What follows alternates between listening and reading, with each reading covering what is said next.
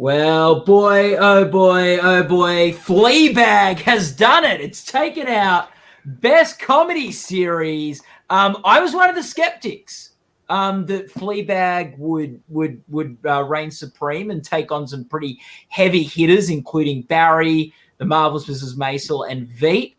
And we're going to welcome to our post-show coverage, post-Emmy Awards coverage. There's so much to break down, including Game of Thrones fortunes and Chernobyl and all these sorts of things. But Fleabag was sort of the big sort of thing towards the end of the night. We weren't sure where comedy series was land, so we're just going to start off there.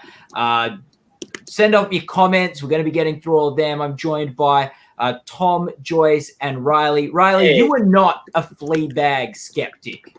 So tell us how you saw that win coming and that great night for Fleabag. I mean, certainly not toward the end. Joyce definitely had Fleabag predicted for. Yeah, Riley and I had a throwdown about this a month ago. Oh, really? Yeah. Okay. Oh. Yeah. But Joyce, did you end up having Harry Bradbeer and Phoebe Waller-Bridge? I did not. I had Olivia Colman. So that was like my other. I had Olivia Colman and Kristen Scott Thomas. Those are my two other Fleabag predictions, and they both lost.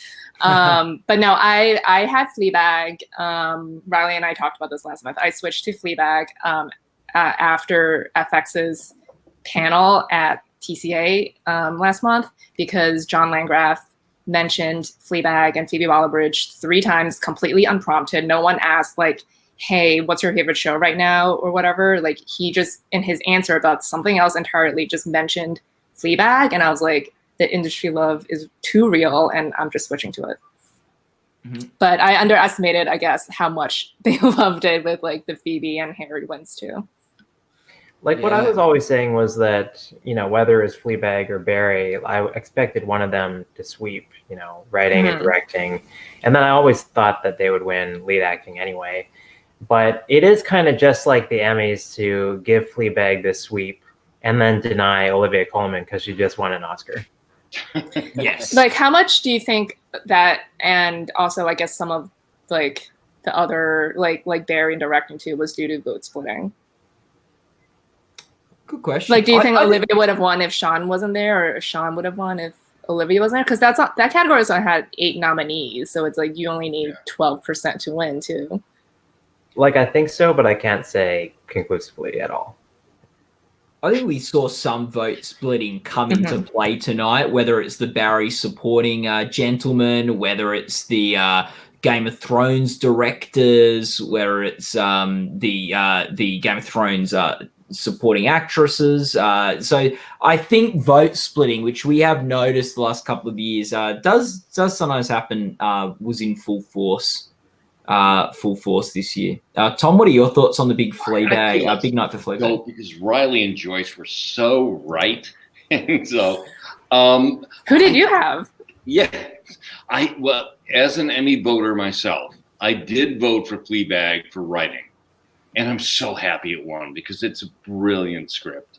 But I never expected directing, nor Phoebe Waller-Bridge to beat Julia Louis-Dreyfus. And wow, I mean, Emmy voters are really heartless. They didn't give it to Julia Louis-Dreyfus or David Milch for Deadwood. They are really hard. But I'm so thrilled that Fleabag won, and very surprised, but very happy. Yeah, no, the reason I was skeptical about Fleabag, and I was clearly way off base with this, was I thought it's obviously got a lot of support, a lot of love, but we've sort of seen these sort of cool shows like Atlanta and even Transparent in its first year sort of not win that Best Series award to more sort of like, I know, established like type series and the more establishment shows might be a good way of wording them. And but no, I think Fleabag was able to do what some of those other cool shows hadn't in the past. And I wonder if partly the British factor was at play, or that people love a great British series. Any thoughts on that? I mean, maybe, I don't know. There is like a British block, but I think Fleabag just transcended the love that like those other shows you mentioned, like Transparent Atlanta had. Like I feel like those shows were like more admired and respected, but people were like tweeting out of their minds about the show. Like everyone was just buzzing about it, and it was just. I feel like people felt like they discovered it, and I think it also helped that the first season was 3 years ago, so a lot of people just went back and watched the first season as well. So then I feel like they're also voting on it as a whole, like for both seasons, which is also why I felt like Olivia could win, because she was better in the first season than the second. I was surprised that given the older age of the TV Academy voters, that they might not have Amazon Prime. But obviously I was wrong on that, because it got watched and it got voted for, which is fabulous. And yes, probably helped a bit by the fact that The Marvelous Mrs. Maisel, also an Amazon series, was one of the big competitors. So for that award, I feel like a lot of people switched to Maisel or kept Maisel after it won 6 at Creative Arts last week. Now, it did overtake Veep in our odds at the end, I think.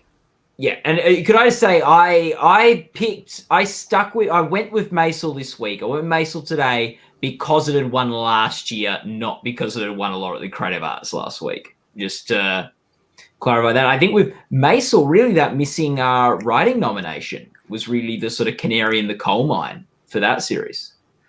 But the night started off fantastically for The Marvelous Mrs. Maisel. It won Best Supporting Actor for Tony Shalhoub, and it won Best Supporting Actress for Alex Borstein. And you could have thought that we were on track for another marvelous night for Mrs. Maisel. What do you think about those wins, Tom? I'm so thrilled about Tony Shalhoub. I've been watching the second season now, and gosh, he's so good in it. And in many episodes, he really dominates the entire episode. And gosh, I hope he wins. I'm very, very glad he did. Alex Borstein, solid, wonderful all the way through. Second win in a row, and both very deserved. Yeah, so sometimes you win this award in twos, don't you? Like yeah, they love pairs in that category. It was Allison Janney, Kate McKinnon, and Julie Bowen this decade, and now her. Yeah. Did Jane Lynch win 2 or just 1? One. Just one. And then Merritt Weaver in the middle, best speech ever. Yes, yes. Oh, fantastic. So, and we look at the big board that we had for Emmy wins tonight. The board is back. Yeah, the board is back. And especially looking at the comedy side of things, which is what we're talking about now. Fleabag was able to jump up to 6 wins tonight because of their big haul last week. Mr. Maisel up to 9, which is equaling, I think, the record it set last year for most wins by a comedy series in a single season. That's correct, right? Riley, you're good with the numbers. Am I right about that? That's right.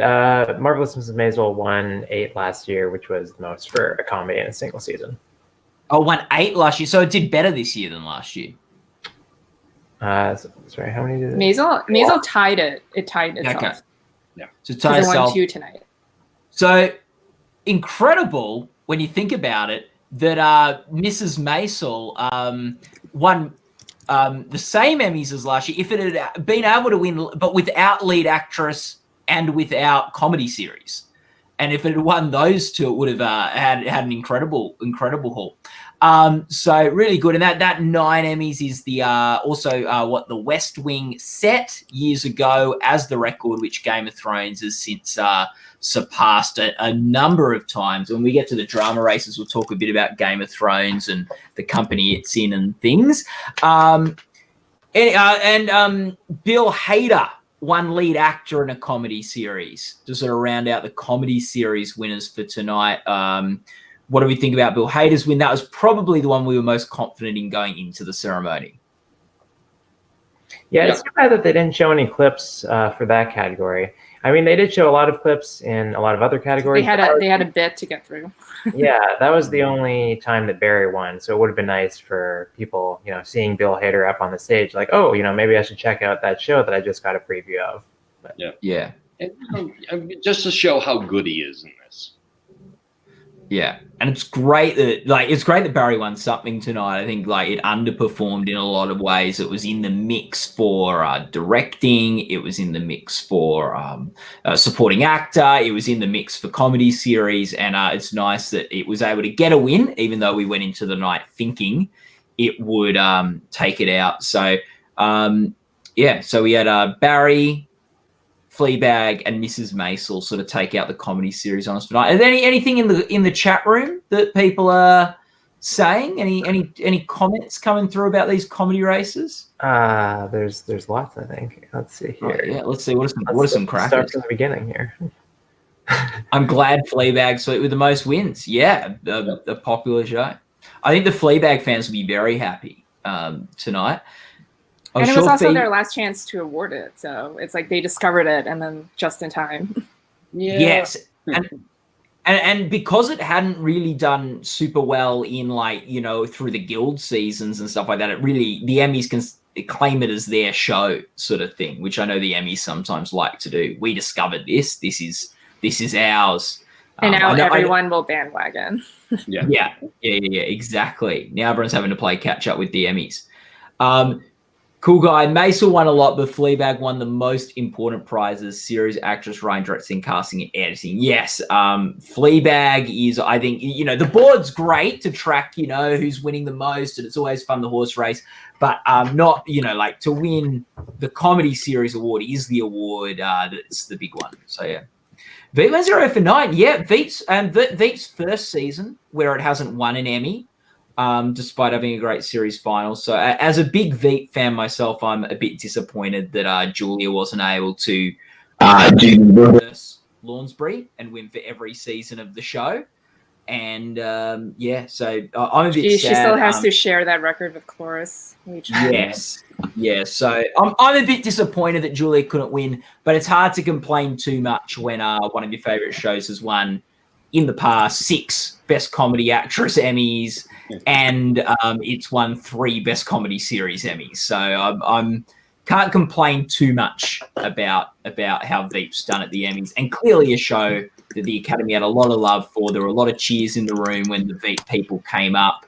I thought when the Veep cast came to present, Julia and Tony and Timothy were really funny. Thought Julia and Timothy presented well. They gave it a nice clip package. So Veep had its moment, but yeah, pretty sad. But Christine in the chat room is really happy Julia Louis-Dreyfus lost. I guess people who didn't love that performance have probably been disappointed for 6 years in a row. So yeah, let me just say, good riddance. Yeah. I mean, one of the Emmys that she should have lost was to Phoebe Waller-Bridge a few years ago for the first season. So I'm glad that she was able to. I feel like she expected it too. Like I think she knew. She probably, there was a good chance she wasn't going to win this year. Yeah. It's kind of nice. It's like, okay, Veep's out of the way. Game of Thrones is out of the way. I know. Everything will be new next year. Next year's going to be so interesting. Yeah. So let's switch over to the drama races tonight, where, there's some exciting stuff going on there, and actually some surprises in the drama races. The cool guy says the Ranch has 2 more Emmys than Better Call Saul, and yeah, 0 Emmys. What is wrong? Like, why can't Better Call Saul win an Emmy? Now I know The Bodyguard and This Is Us didn't win any Emmys this year, did they? No. But Better Call Saul didn't win any, and nearly all the other drama series nominees were given something. Pose wins lead actor. Succession wins writing.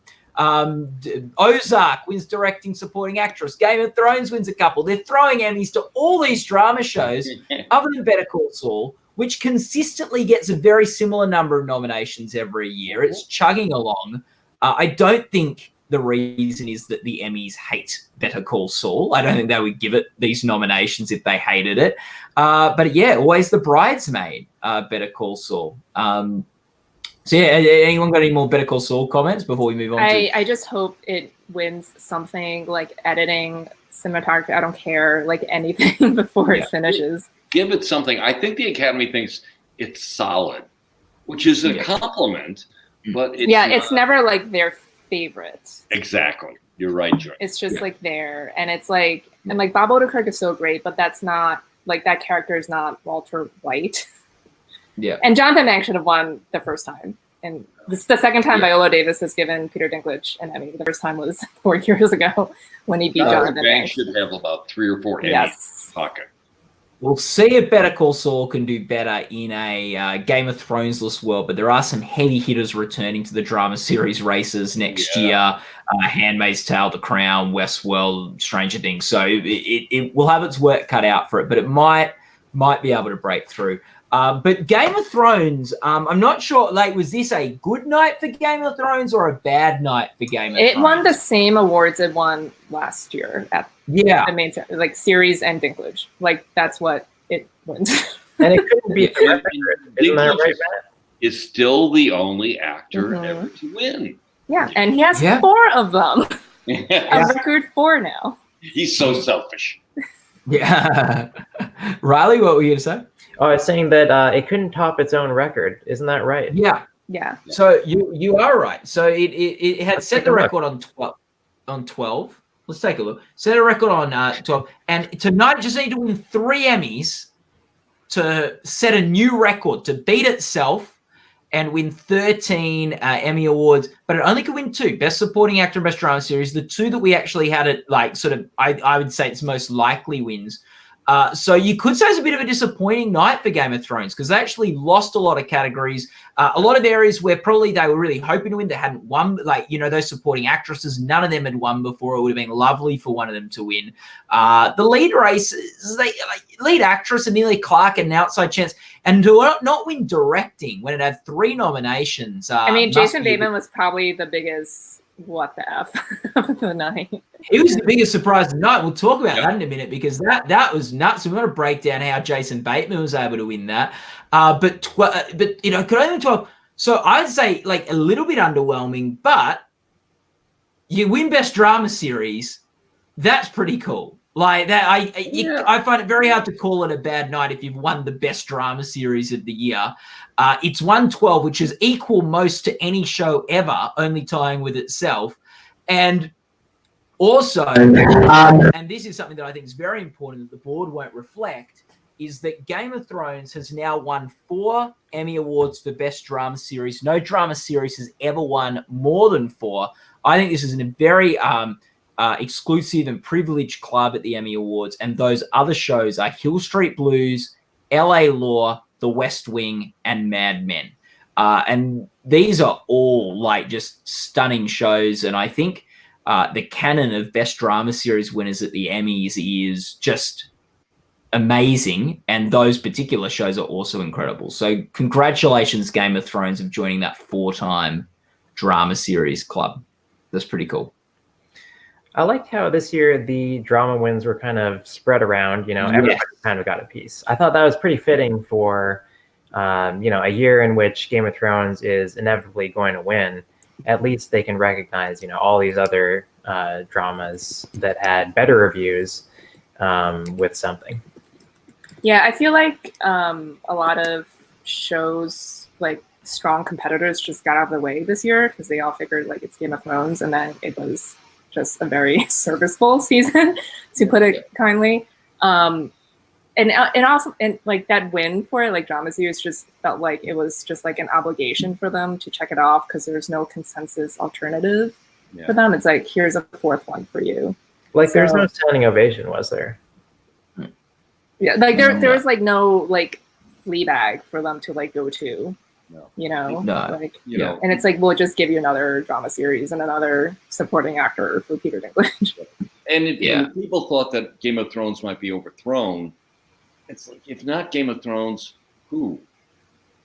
Yeah, and that was the big question. Like, I would argue Better Call Saul is the who, but clearly that's struggling to win less competitive categories. So, so that's a good point. Game of Thrones. I'm glad it didn't win more. I would have loved some of those individuals and some of those, especially those supporting actress performances. Are really it's now good. The biggest loser in that category, over 12. Yeah. Oh yeah. So I'm not saying anything about the individual categories. But I think whatever you think about this final season of Game of Thrones, I don't think many people are saying it was their best season ever. So I'm glad it doesn't have their most. Yeah. No one will ever say that. But it was their best. You might have liked it. You may have even thought it was the best drama series this year. But I don't think you're saying it was the best season Game of Thrones ever did. So I'm sort of glad that it didn't have the most wins of any Game of Thrones season. Yeah. Though it actually has equal the most wins of any Game of Thrones season. So there we go. But let's talk about some of these drama races, because there was some mild to huge upsets and no huge, as you said, Joyce and Jason Bateman winning for directing Ozark. Joyce, how did he do it? I think it was, I didn't have Game of Thrones. I think most people had The Long Night. I had Succession, Adam McKay. Yeah. I don't know if anyone had Jason Bateman winning. Like, did it? Any of you guys? I don't know of anyone who like even predicted him, because I feel like everyone was just predicting Game of Thrones, or maybe there was a lot of like Killing Eve too, and some Succession. Like, I don't think anyone had him in their top 4. Right. I think he was like 5th or 6th. Like, he was probably 5th or 6th in mine. Like, sorry, Jason. But yeah. I think it was, last year Game of Thrones didn't win directing, it went to The Crown. So I figured like they'll vote split again, and also The Long Night, even though that's like the best episode of the 3 nominated, that also got a lot of flack for being too dark. No one could see anything. So I feel like even though that's like more on the cinematography, which was not nominated, like people might still hold that against it. So I had Adam McKay because he won VGA, but I guess, I don't know, like there just wasn't enough passion for anyone else. And then it's just like Jason Bateman was nominated last year too for directing, so it's like, here. Yeah. What do you think, Riley? How did Jason Bateman do it? Yeah, that was bizarre. I mean, last week we saw Springsteen on Broadway win Variety Special Directing, which I thought was out of nowhere. And I said, we need to watch out for that director's branch, especially in Variety Series Directing. But it turned out to be drama directing, where they had Trick up their sleeve. But I really can't understand how Jason Bateman pulled this off, given all the awards and nominations that we've seen, from other bodies. Like at the Creative Arts Awards, Ozark didn't win casting, even though that's primarily voted on by directors. At the Directors Guild Awards, where they are more prone to checking off the names of actors than the more prestigious voting bodies within the academies, they didn't go with Jason Bateman. They went with Adam McKay. So I'm not sure how, like, I understand how Game of Thrones lost because of vote splitting, but I don't understand how Jason Bateman was in the upset position. I mean, last year his show got 2 directing nominations. This year it was just him. So I think even he was too taken aback by the win to have. Oh, he was not expecting that. No. I mean, in the pre-show, I said that like one of my favorite award speeches that I've seen in recent years was his speech at SAG. But this one, he was just totally caught off guard. Yeah, Tom, what do you think? I love when that happens, when they're totally off guard. Among writers, writers in the Academy whom I've talked to always think of Game of Thrones as a director's show, not a writer's show. So I'm not surprised that it lost writing. But the directing loss, I was really surprised at, and I didn't expect it to be Bateman. I'm thrilled for him, and I know that some people have worked with him before, and he's a very likable person. But I didn't know whether the director's branch, who can be very snooty, would go for him. And it was a nice surprise. Yeah, I thought it was actually quite a nice win for Jason. And I think maybe okay, so Game of Thrones split the vote. I think there was some of that was at play. Maybe The Long Night being as dark as it was. There was some talk about that, and they missed out on a cinematography nominee. Like Riley, I can sort of understand how Game of Thrones sort of missed out there, even though it's who I was predicting. I guess if you're looking for the alternate, well, what wins? Succession seemed like the obvious one because of Adam McKay. But at the same time, I wonder if Adam McKay is seen more as a film guy and Jason Bateman seen more as a TV guy. and I wonder if he it was the TV that this is one of our guys, even though he's an actor turned director. If it was more he's from the TV family and he's worked in television for so many years, probably worked with a lot of directors and things that are in TV. And I wonder if also, as Rai said, they got 2 directing nominations last year in Ozark. It's been nominated for drama series 2 years in a row as well. Sure. Jason Bateman was one of the sorry? Oh, they weren't up for drama series last year. Were they not up for drama series last year? No, he was nominated. Oh, okay. Okay, he was nominated. Bateman was nominated. Anyway, the director's branch nominated Ozark twice last season. It got a nomination again this year. Jason Bateman was nominated 2 years in a row. Maybe this is a show that the director's branch really likes. What if Jason was second last year, but he split the vote with Daniel Zackham? Yeah, exactly. Yeah. So I just think Ozark, obviously the director's branch likes this show. There was an opening this year for a show to take advantage of multiple Game of Thrones nominees, and Jason did it. It sort of, when it was announced, I was surprised, but it sort of started to all click in. Okay, I see how he was able to get here. So I think it's the kind of thing you can rationalize backwards, but it's hard to get there. It'll be interesting. Maybe Bob Odenkirk needs to direct an episode of Better Call Saul. Maybe that's his path to winning an Emmy. I love this conspiracy theory that Jason Bateman is one of the director's branch's favorite people now. He's just gonna keep winning now. Well, he can't win in acting, but he'll win here. Yeah, the fact that they win for Succession, I would say look out for that next year. Oh yeah, Succession is coming for a lot, and the actors will definitely get it next year. Out here, people are talking about Succession. Now, it's okay. This is it. We'll see. But I think shocking. It's gonna be a hot show. I was surprised that Succession won writing and then didn't win directing.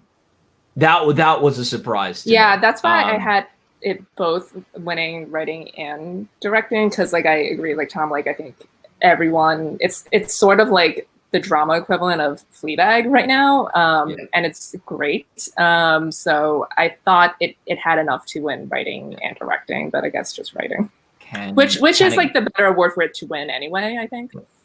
Can it go the distance? Can it go the distance? Because it's got a long time for that buzz to be sustained. If anyone can keep it going, it is HBO. What do we think about and Julie Garner? That was a great win for supporting actress. I thought that was a great category. A lot of great actors in that category. A really good win there. She's so good. She's really terrific. Yeah, it's actually nice seeing her and Jason win on the same night. Because they've got such a great dynamic on screen, those two actors. Any other drama winners that we haven't delved into? Whoa, yes! Oh my gosh. Shit. I was predicting Sandra Oh, but I was happy to be wrong because I love Jodie Comer in that show. Yeah, I feel like pretty much all the Emmy narratives failed this year. The Emmys were just too savvy, they saw good performances, they saw great television, aside from Game of Thrones, and they checked it off on their ballots. So well done to the Academy. Again, I think I've been surprised a few times. I think we all have in the last few years with how they're recognizing talent. It's hard to keep track because they don't do it across the board in every category, but this is one of those cases where we all agreed that Jodie Comer was more deserving of the Emmy based on performance, but we thought that, it was Sandra Oh's time.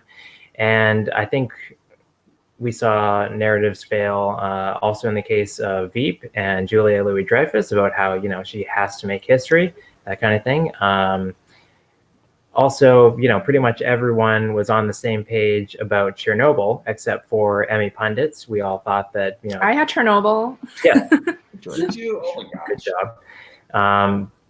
But I just mean anywhere you turn on the internet, everyone loves Chernobyl. You come to Gold Derby, and When They See Us is more predicted. Mm-hmm. I never understood that. And a lot of people just brought out the political card. I was Chernobyl is also political. I don't know why people ignore this. True. And like it's again another show with a lot of passion behind it, and it's a global hit. And like When They See Us is great as well, but I think when you actually look at like the nuance, like stats, like not stats, but just like actually like look at everything, like all like the passion behind it and the nominations too. Like Chernobyl got into every category in which it submitted. The only nomination it missed was Jessie Buckley, and it still got into that category for Emily Watson.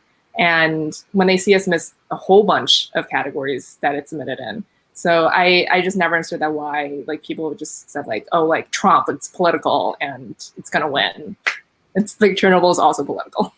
Chernobyl would have been the first to win 7 Creative Arts Emmys and then lose Best Limited Series, which is what I was predicting.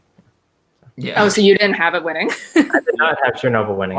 I feel really foolish for not having it predicted because I feel like it did culminate with the what was I going to say? It did sort of it did have that poignancy, and I think just the HBO pedigree would have helped with it as well. I was watching the Late Show with Stephen Colbert a couple of weeks ago, and or a month ago, and he made this like really brilliant analogy with Chernobyl and whatever was going on in the political world of that day. And I thought, boy, like people are talking about Chernobyl as this sort of like tale, like cautionary tale, or this mirror into sort of disorganization and power and corruption and stuff. So I think like his like Jared Harris's like final speech in the final episode, it's literally about what's happening right now, about like truth and lies. And so yeah, that's why I never understood that narrative that like When They See Us was more political.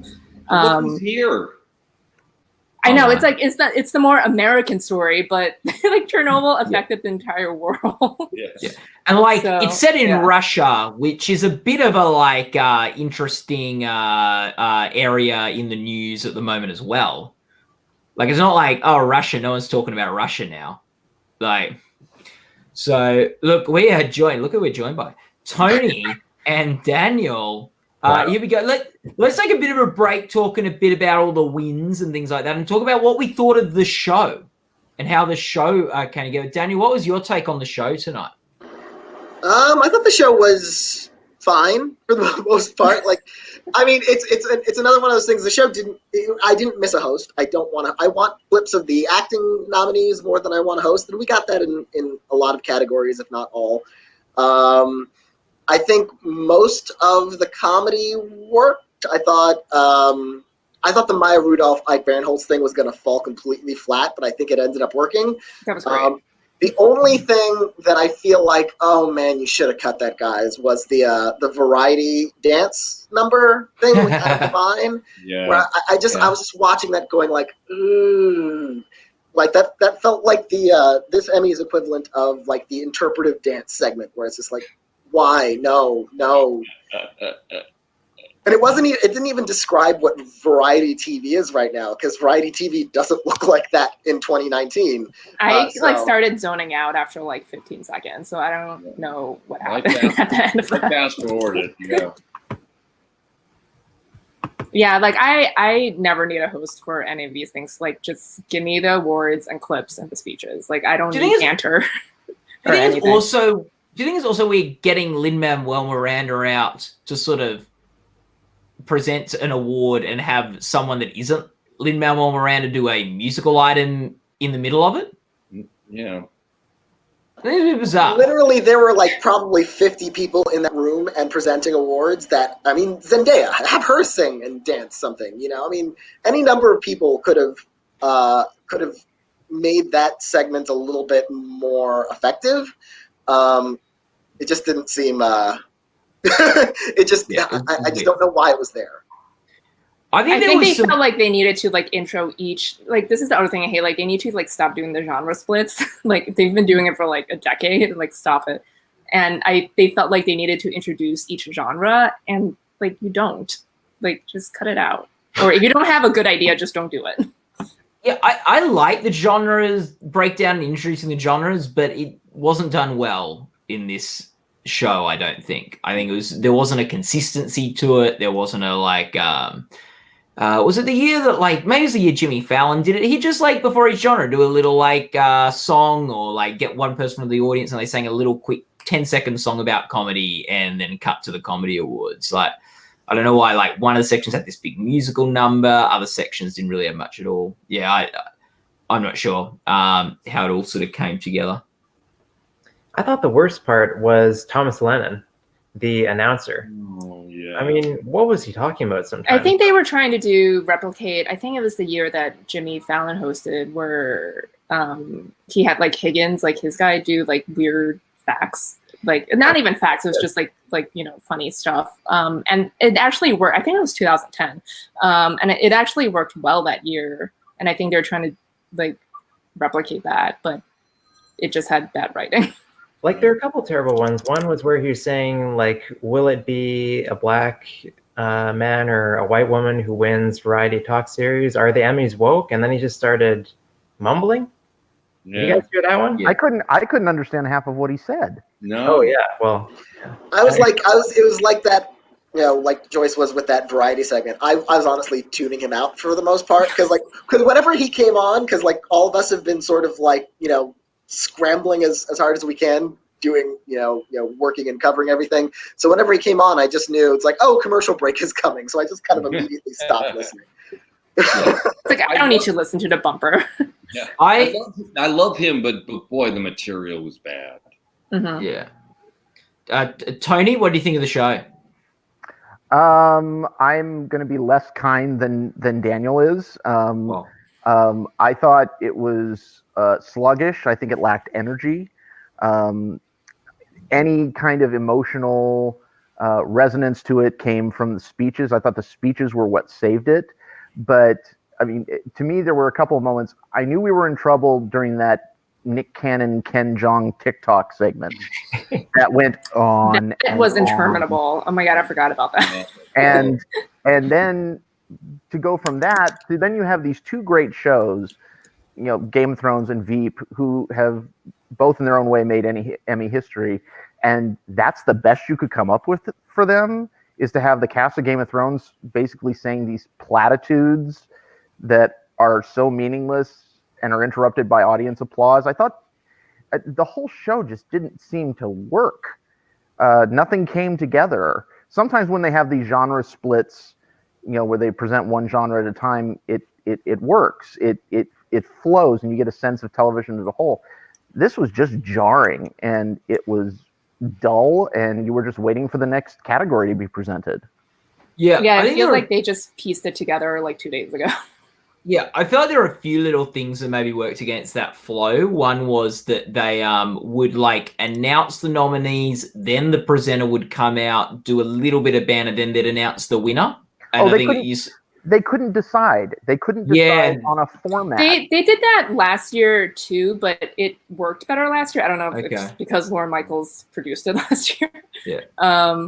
But yeah, like that. Yeah, that was weird. And some categories, they were like presenting these short clips and then cutting to the nominee, like at the Oscars. But then in other categories, they weren't doing that at all. And I was like, pick one. Yeah, and I also I didn't love that they didn't play the theme song to the shows or the theme music to the shows. When they announced they weren't going to do that, which was okay. Yeah, I didn't like that. I think particularly when you got some quite heavy series like a Chernobyl, like a When They See Us, it's hard to pick a pop song that fits like that. The tone of the work. What was the one that they picked for Chernobyl? The song that they had when that one. I remember. I have no idea. Oh, they had "I Feel Good." Yes. Really? I Feel Good. They should have gotten the rights to Imagine Dragons' Radioactive. Radioactive, yeah. Yeah. Which I think like the theme song for the show or the score for the show really mitigates any issues like that, because clearly like the people who worked on it have decided that is appropriate music for the series. So I think that's just a little thing that I think could be done better. And if you're a fan of the show, you love seeing, whoever your favorite actors are walking up there to the music that you hear when you're watching them act out. Like, it's just as a fan, you sort of want to, it's like in football, like hearing the team song, I'm sorry, that's a sports reference. I don't get it. They sing. What's I don't know if your they walkout song, Tony? Okay. do they do this in the? Do they do that in America? Do they have like each team has a song that when the team wins, the crowd sings the song, or is that an Australian football team? No, they have like walkout songs, but it's like usually just like pop music. Oh, okay. There's like walk out to the stadium. Oh, so there's songs in the Australian football teams where when your team wins, like the supporters all sing the team song. Anyway, limited. What were our favorite presenters of the night? Because I think they're actually the presenting was not as bad as it's been in previous years. The presenters, most of them were good. Yeah. I liked Kimmel and I'm trying to Kimmel remember. Kimmel and Colbert. Kimmel and Colbert were that great. was good. Catherine O'Hara and Amy Poehler. Like yes, my mom's. They were really good. Maya and Ike were good. Yeah. I think Bill and Phoebe. Bill and Phoebe were great. Yeah. They were I really want a funny. movie with those two. Yeah. And I Phoebe also Waller-Bridge should write the romantic comedy that stars those two, and Bill Hader should direct it. Yeah.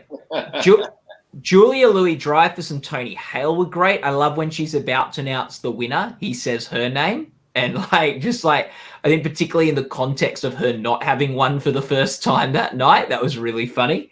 I even thought I thought John Hamm was quite funny.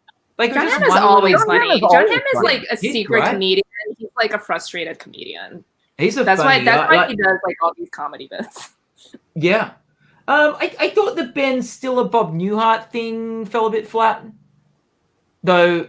Later thought it was really funny. Did you guys like that or not? I like that. I think honestly, it reminded me, and like if you want to have a good comedy bit, no matter how good the bit actually is, just bring Bob Newhart on, because I remember one of my favorite Emmy bits of all time was when Conan O'Brien was hosting and brought out Bob Newhart and said everyone needs to keep your acceptance speeches short because they locked Bob Newhart in a booth with only so much air, so everyone had to keep their speeches short or Bob Newhart would suffocate. And that was an incredible bit and almost entirely on Bob Newhart's face and his reaction shots, and it was the same this year, honestly. His timing is still so rock solid. Yeah. No, very good. So I thought the presenters done well. Even just stuff like Jimmy Smith and Bradley Whitford together wasn't particularly amazing, but nice they paired them up. I thought Don Cheadle and Kristen Wiig pairing them up from House of Lies. The House of Lies reunion we didn't know we needed. Yeah. That was really funny where Kristen Bell was teasing Don Cheadle of having lost 9 times, although I really think that bit was incomplete because there should have been a turnaround where someone told her, it's like, oh yeah, you haven't been nominated at all. Yeah. Also, I'm just calling him Dan Chowder from now on. So yeah, that was a bit that the Maya Rudolph and Ike bit was kind of groan worthy at first, and then once they started reading the nominations, I was like, oh, okay, I get it, and then it was funny. Mm-hmm. Yeah, and then the perfect beat at the end where Ted Danson. With Ted Danson. Yeah, the button was perfect. And you could tell the nominees found it really funny. Yeah. Like, you could tell they were really enjoying it. Yeah, so I agree. I actually didn't think... I wasn't finding that... I thought their bit was a little forced too, but then by the end, it was like one of the highlights of the night. So, great job, those guys.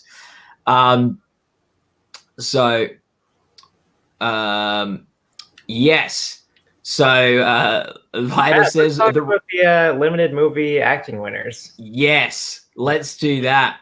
Riley, kick us off with which one you want to talk about. Well, I thought Jarrell Jerome gave an excellent speech. I thought that was a real highlight of the night. The audience, it really seemed like they really loved When They See Us. I don't think they particularly cared for Chernobyl.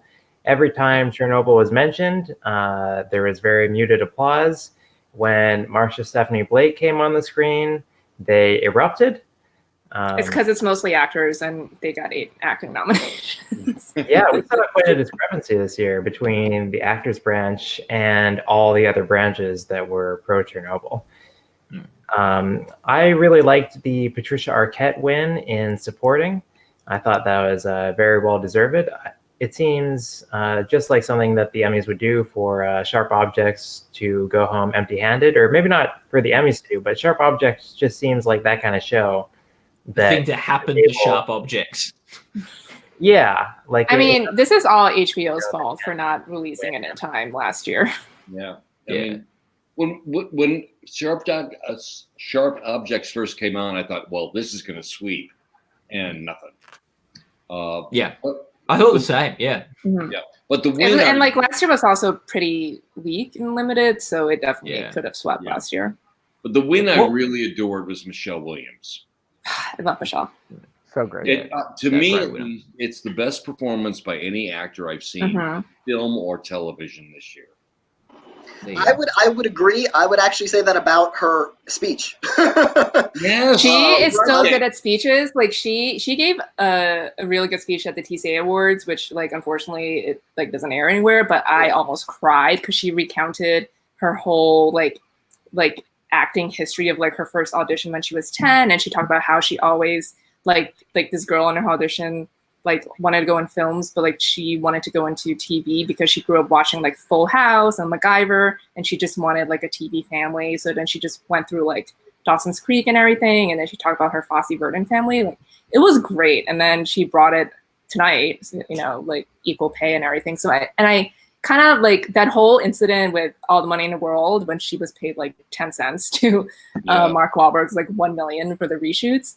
Like that was like awful for her that it became public like that, but ultimately a good thing because it just, you know, shone a light on this, and she became the face of, you know, pay equality, and now she's just using her platform for it. And, you know, tonight was one of those examples.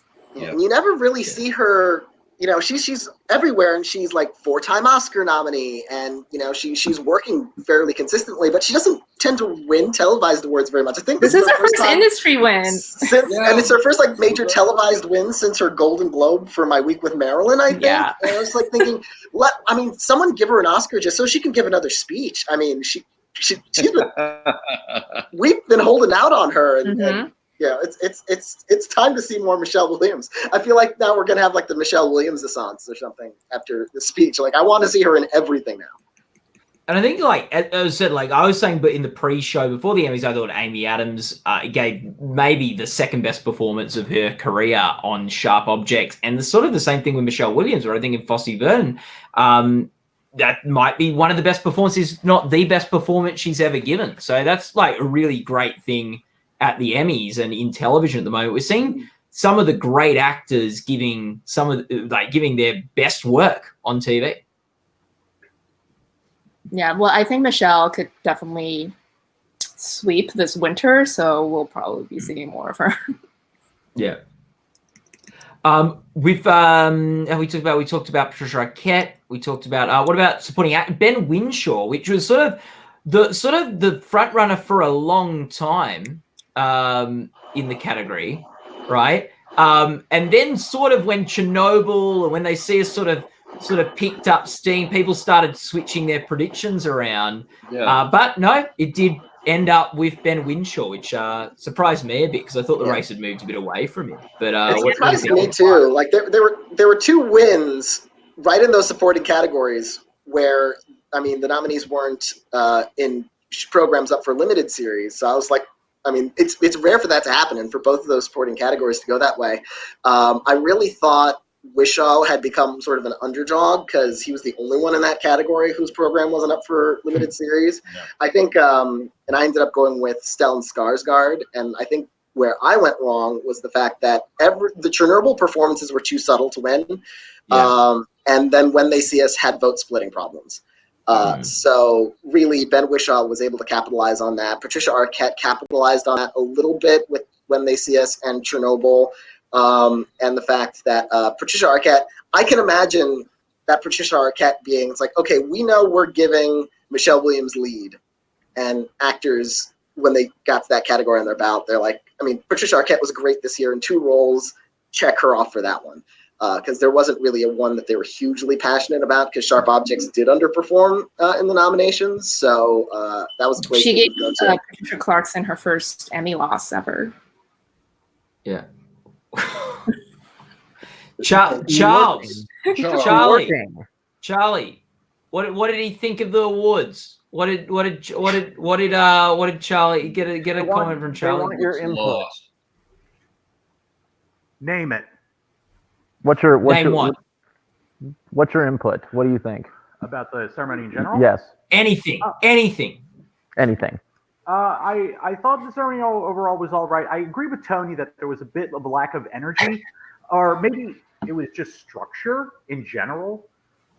With the lack of a host and just bringing out these presenters, and sometimes it felt like they just said to the presenters, "Oh, you're funny. Go ahead and do your own thing," and that just doesn't work a lot of times, especially like with the Ken Jeong bit.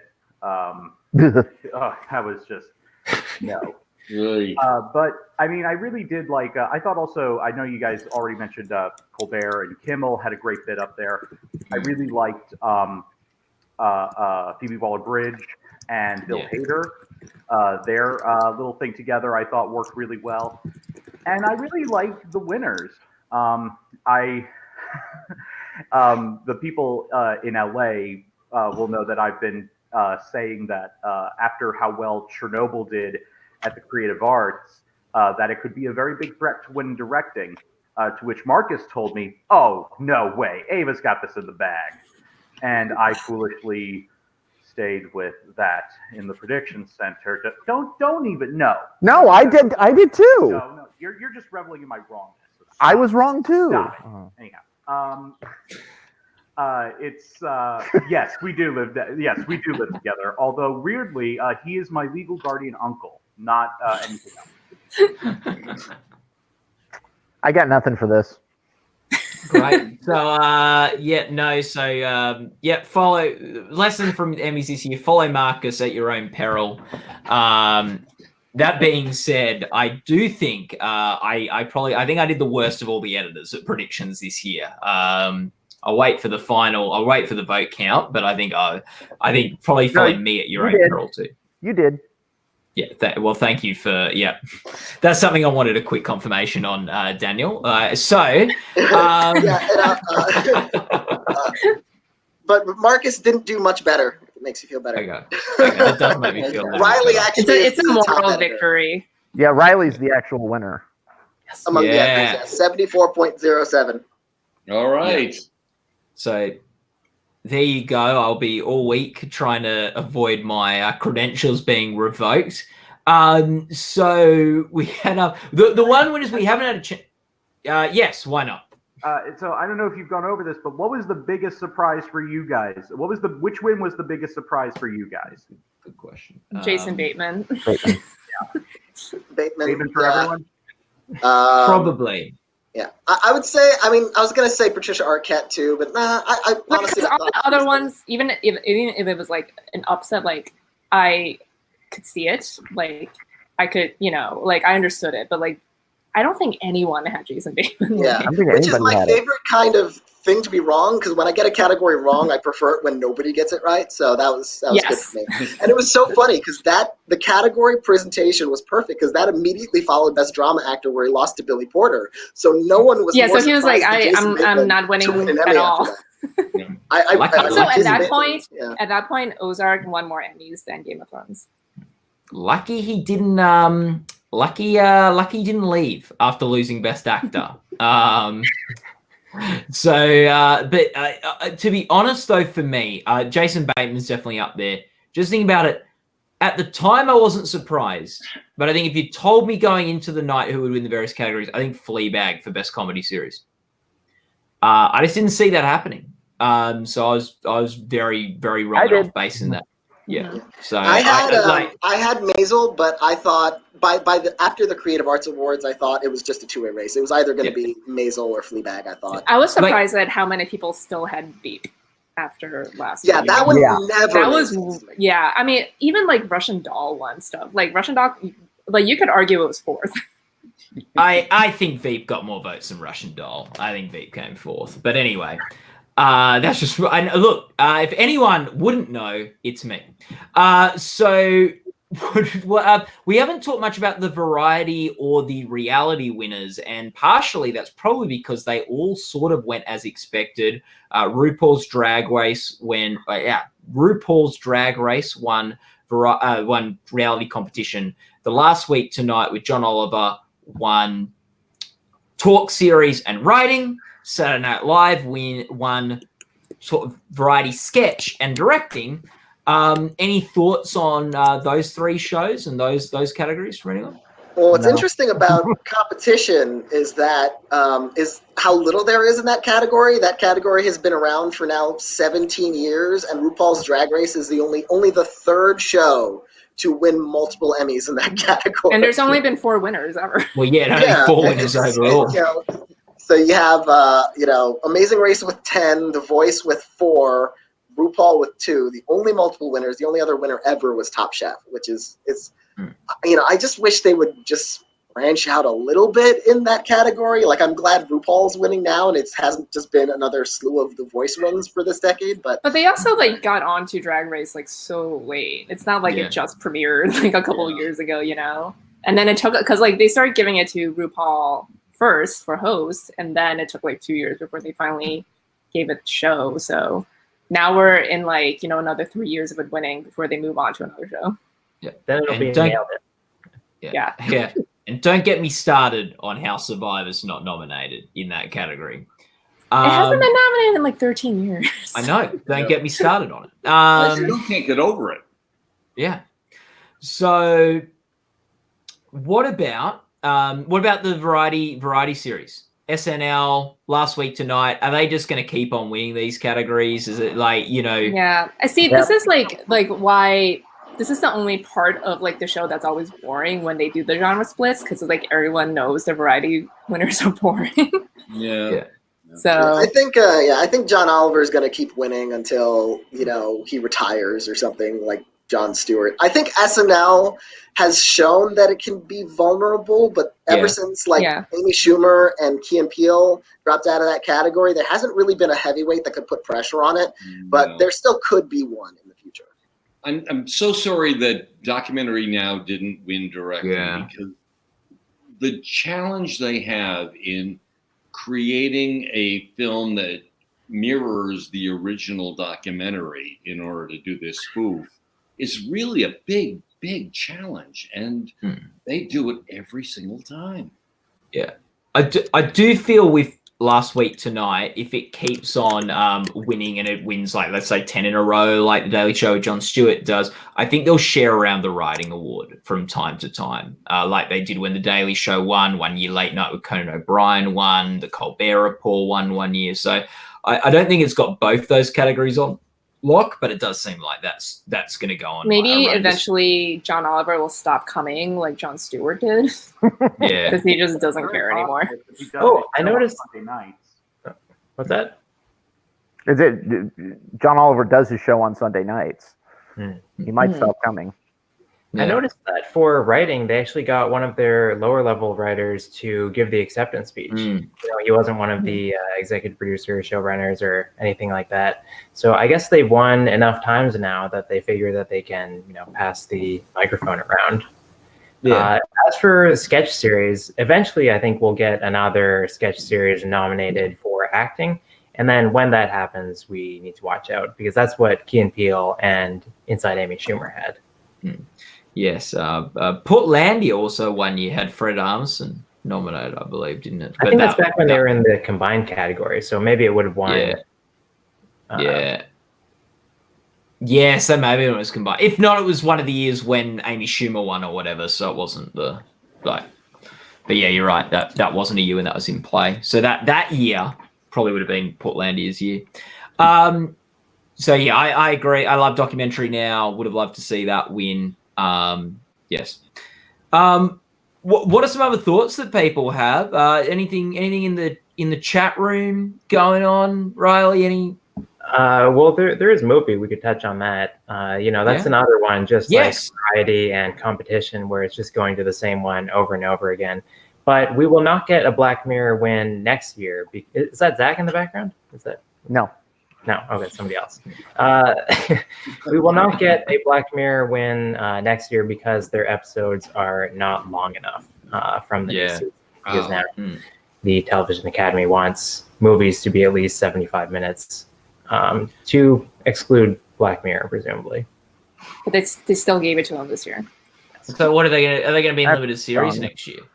I guess so. I mean, at the Producers Guild Awards, they submit the entire season each time, and then for the Emmys, they do this weird strategy, or they make this claim that they're a series of movies. So I don't know. Yeah. Oh.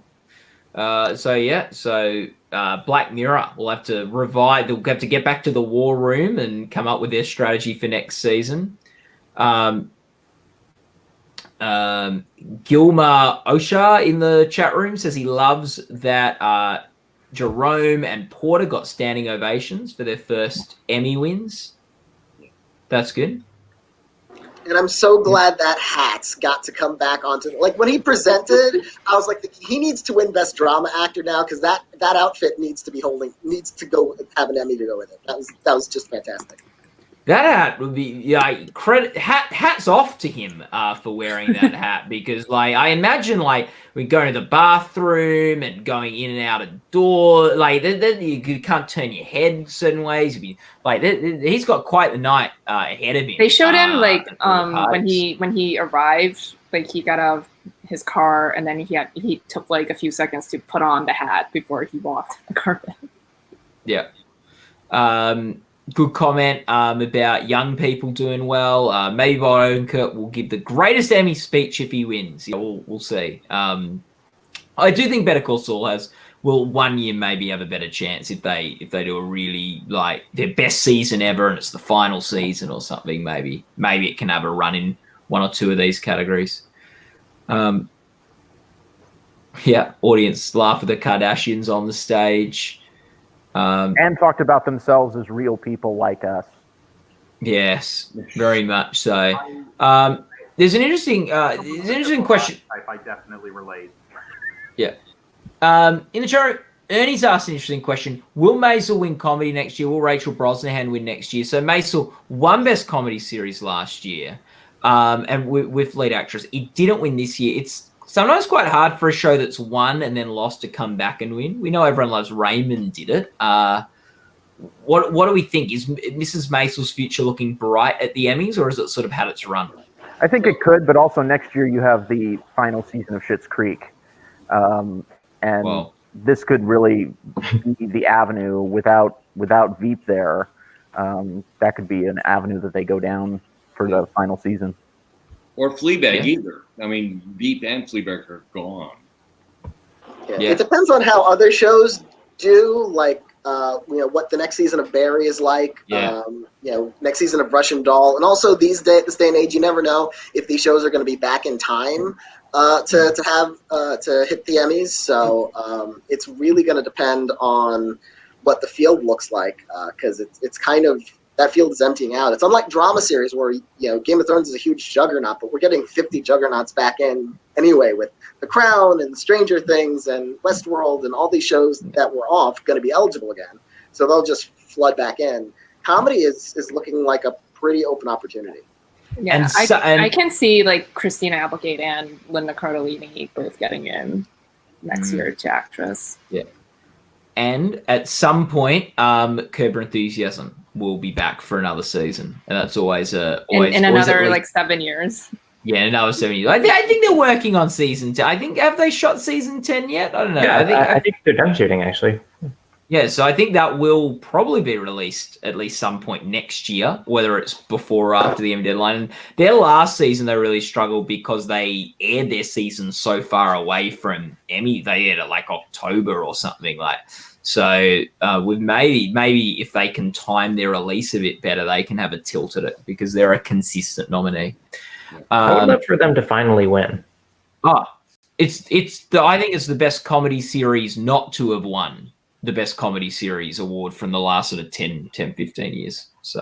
And then there's Atlanta, the schedule Which for that probably won't be back in time. Yeah. But it's been renewed for 2 more seasons or something. Yeah, but they're not starting production until the spring, so it's not coming back in time. But it still has potentially open slots so that in 2028 or whenever it's next eligible, it could get back in. It's the new Curb Your Enthusiasm, and that Donald Glover will take 5 years off and do another season. Yeah, and look, I think with Marvelous Mrs. Maisel, I think if they have a great third season, they're going to be in the mix. They won 9 Emmys this year. They 8. Oh, did they just win 8 this year? Maisel won 8. Yeah. 8. Oh, sorry, my bad. The board might have been a bit off. But they won 8 Emmys this year, so they did. So that's a big haul. They won 4 acting awards. If they have a great third season, I think they'll be in the mix.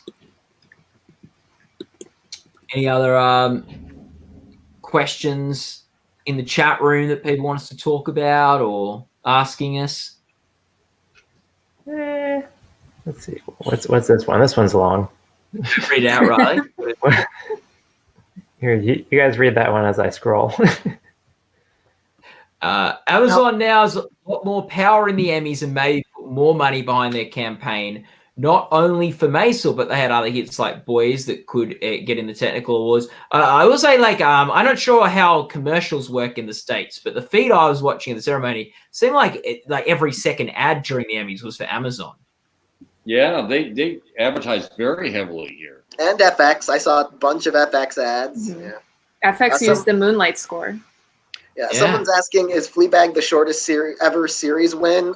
Yes, tied with Game of ties Thrones. with Wonder Years. Yeah. Well, for comedy, it's tied with Wonder Years for 6 episodes. Yeah, it's both best drama and best comedy series winners had as short a season as you can have and still be eligible for best comedy and best drama series. So That in terms of episodes, right, Daniel, because some of those Game of Thrones episodes had quite a long run time. Yeah. Those 6 Game of Thrones episodes in length were probably like 8 or 9 episodes in total. Yeah. Like if you consider it, like just break it up 60 minutes each. Fleabag was season 2 is basically one like 2.5 hour feature film, basically. Yeah. So that's interesting. Do we think is Amazon going to be like? Are we going to see Amazon become like a Netflix or HBO in terms of nominations moving forward as they continue to add more series? And they've now got 2 comedy series winners. I think what you need at the Emmys, if you're like one of these streaming services, is you need the flagship show, and it had that with Maisel. It had that sort of again with Fleabag, although little less expected. We didn't think it was going to be necessarily this big in its second season before the nominations came out. So when you spread yourself so thin like Netflix does, they have 50 different shows eligible in each category. The lack of a single flagship show kind of, people, there's not enough passion or drive or campaign focus around any one contender, which is probably why it hasn't won a top series award. And Hulu won best drama series. Amazon has now won comedy series twice in a row. So I would think Amazon, could probably get a few texts here and there for things like The Boys, but I think they're probably going to stick with their, what's our one big play, and that's going to be where they focus most of their attention. And it's probably still going to be Maisel. And Apple TV is going to be huge because they're going to have the flagship of the morning show. That's going to be their big push. I'm almost certain. So that's going to be a potential drama series winner next year. Yeah, I'm curious to see how Apple will do at all these places. I say this with the Emmys as well as the Oscars too, and the morning show. A lot of anticipation, a lot of build up. The question is, will it deliver and will it be able to sustain buzz? Which, yes, could be yes, could be no. We'll just have to see. Because that is the problem. If you have the flagship marquee show, if it falls flat, you've got nothing else. Also, imagine if Apple TV Plus wins drama series next year and Netflix still hasn't won the series award. Yeah.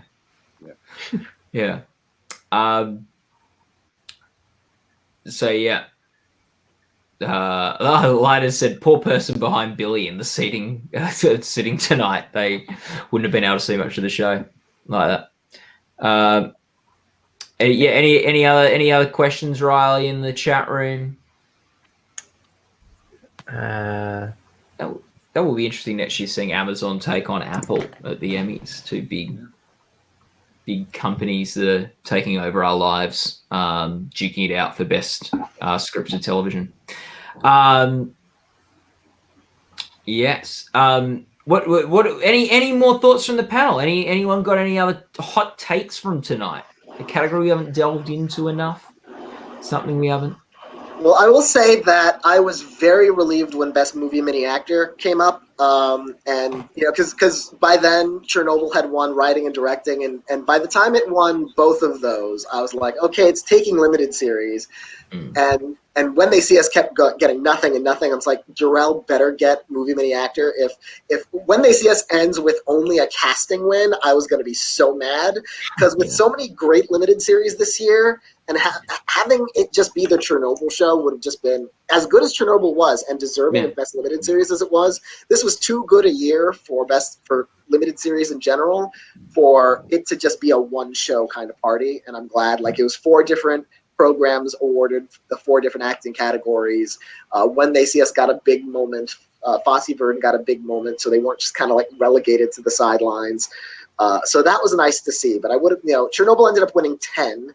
The only miniseries that has ever won, the only miniseries that have ever won more, I believe, are John Adams with 13 and Angels in America with 11.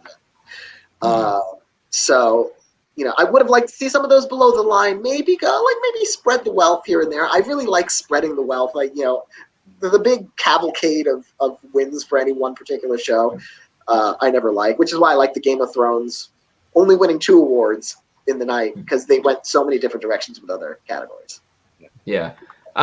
Gilmer asked a good question, Sharon. Do you think the Emmys should have a host next year? The Oscars didn't have a host, and people were like, oh, that was so good. It was refreshing. It was fantastic. The hosts are worthless. This year at the Emmys, they didn't have a host. I don't think it went as well as terms of a show as the Oscars did last year. So will there now be you've got to have a host now of the awards. And actually, Stephen Colbert and Jimmy Kimmel really got stuck into them not having a host, like primarily comedically. But I wonder if that would have struck a chord with people watching it. I mean, like I said, I don't feel like they ever need hosts, so I am pro no host. I just yes, the Oscar show was better, but I think that's just because it was better produced and it was better planned with everything. Like the Emmys tonight's, the Homer thing aside, there's just too much like Fox promo within. But it started off well. Like the Anthony Anderson bit was like kind of funny with his mom, and then it led into Bryan Cranston. Like that opening was fine. It was just like the rest of it with like the Ken Jeong thing and like TikTok, and then like all the different like that dance number. Like I just don't think like it just felt like they half-assed it. Like they were just like, we're gonna have these tributes. They didn't know what to do. We'll have these tributes to Game of Thrones and Veep, and then we'll like do like some like intro for like each genre. And like they just like didn't care. It's like, we don't have a host, and then we'll just like do this. But you still need to put effort into the show. I feel like everything that was a problem at the Emmys would have been a problem with a host at the same time. I have no doubt that if they had gotten a host, then you would have had the host introduce the Ken Jeong segment and the host introduce the Adam Devine dance number. Like those things probably would have still ended up in there. And so it wasn't a lack of host that caused any shortcomings or problems with this telecast. So I'm fine with sticking with no host. I do wonder if they decide to do the Emmys where they segment them drama, comedy, variety, limited series, and they segment them like that, whether it is helpful having a host, like a consistent person to introduce those 4 segments. Like a segmented awards show, you probably need a bit more of a structure around that to explain to the audience what's happening. I think maybe that's where the Emmys, a host might be more important if you do that segmentation. But yeah, I like hosts. I wasn't someone who was as big as like a no host sort of type person. So I do like the host of award shows when they're good. Yeah, I was pretty bored in the middle of the show. We had that long variety. And that's always like the dark part of the show. It just went to all the same people as last year. And then we got to drama and we got some exciting winners. And I kind of woke up. Yeah. Oh, very good. Well, we probably should wrap this show up soon if there isn't anything else people are wanting to delve into it, or any other talking points or things that people want to say. I'm glad Game of Thrones is over. So I'm very excited for next year. Yeah. And I'm glad Veep got a little bit of love in that goodbye tribute. I think it was overshadowed by the Game of Thrones. And it didn't win anything. Yeah, it didn't win anything, but it seemed like it's the last year for a very honored show, and all the attention was to Game of Thrones when the goodbyes were going on, when the shows were airing. So I'm kind of glad that they got a little bit love. Yeah, I agree. It would have been very easy to do a big Game of Thrones farewell and then just include Veep in that package of shows that were leaving. And I think it was very right of the Emmy producers to realize, hey, look, Veep is also a 3-time series winner that also has won some acting awards and things. Let's chuck that in. Charlie, what's going on, buddy? Oh, we're laughing at a comment. Oh, what's the comment that's so funny if it's not a comment offensive? that I've decided not to show on the screen? Yes, Charlie has no problem with you showing that comment, Riley. Okay. Okay, what's... You make fun of my weight problem. All right. Okay, let's come on, guys. Be Kids nice. could be watching this. So let's not let's good body image messages, please. And we could, well done to Carolyn Strauss, who won Best Drama Series and Best Limited Series this year for Chernobyl and Game of Thrones. I'll have to look up if that has been done before. I know we talk a lot about David E. Kelley doing it for comedy and drama series. These days, we're taking limited series very seriously, including them in the main conversation. So this is quite an achievement. Yeah. No, it's pretty cool. Very good. So I think that's a show. I think that's a wrap on the Emmys. Yeah, okay, James, we'll do our best. You don't have to keep watching. You don't have to watch the whole show. I'm sure everybody's brave behind a keyboard. I'm sure a lot of people have chosen to tune out by now. But without further ado, we're gonna wrap up here. Thank you so much, everyone who watched this. Thanks to all the contributors. Thanks to all the Gold Derby editors and managers, all the people that were on the ground at the Emmys. And there's going to be some great content over the next 24 hours about all the Emmys and stuff. So go to goldderby.com. On Twitter, it's @goldderby. What else can people do? Go to the forums, discuss the winners. You might not want to go to bed yet. You might want to keep chatting about the Emmy winners and how the Emmys went. Well, go to goldderby.com and hit up the forums. We've also got Oscars. You can now predict the Oscars, so that's great. The Oscars prediction center's open. And we've got an award for the decade, the best TV of the past decade, where you can go and vote there and see what not just was the best show this year, but what's been the best show of the past 10 years. Henry is asking, where's Chris Beecham to talk about the In Memoriam segment? Well, he is, I would imagine, if I was to make a guess where Chris Beecham is now, it's the HBO Emmy after party.